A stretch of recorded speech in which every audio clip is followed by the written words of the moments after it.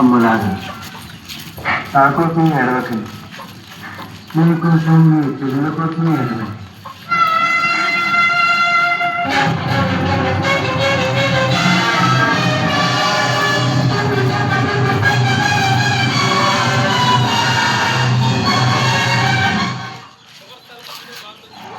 పద్నాలుగవ స్థలము జేసునాథుని శరీరమును సమాధిలో ఉంచుట.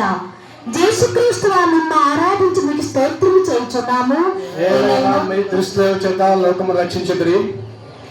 జేసునాథుని శరీరమును మోసుకుని పోవచ్చున్న ఆయన శిష్యులను అతని పరిశుద్ధ తెల్లు వెంబడించి అతని దివ్య శరీరమును తానే సమాధిలో క్రమపరిచెను. అటు వెనుక వారిని సమాధిని మూసి ఎడబాసిపోవటము ధ్యానించుదుము గాక. నా రక్షకుడైన యేసువా, మీ మీద మూసిండు రాతని ముద్దు చేయుచున్నాను. మీరు మూడవ నాడు జీవవంతుల లేచితిరి కదా. ఈ ఉత్థానమును చూచి లోకాంత్యమున నేనును మీతో ఉత్థానమగుటకును మోక్షమునందు సదా మిమ్ము పొగడి ప్రేమించుటకును నాకు అనుగ్రహమును పాలించండి. ఆమేన్.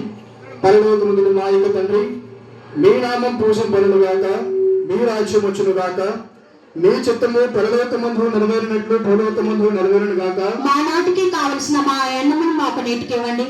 మా యొద్ద అప్పుకున్న వారిని మేము మన్నించినట్లు మా అప్పులు మీరు మన్నించండి.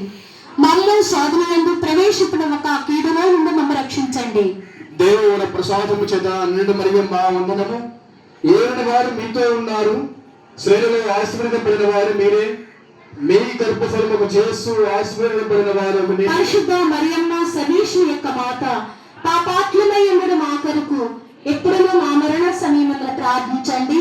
ఆమేన్. స్నేహకులతో పితా పుత్ర పవిత్రాత్మకు మహిమ కలుగును గాక. ఆదిలో కలుగునట్లు ఇప్పుడు ఎప్పుడు సదాకాలమును మహిమ కలుగును గాక. మా మీద దయగా ఉండండి స్వామి.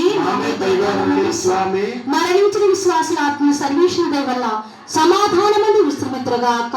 ఆమేన్.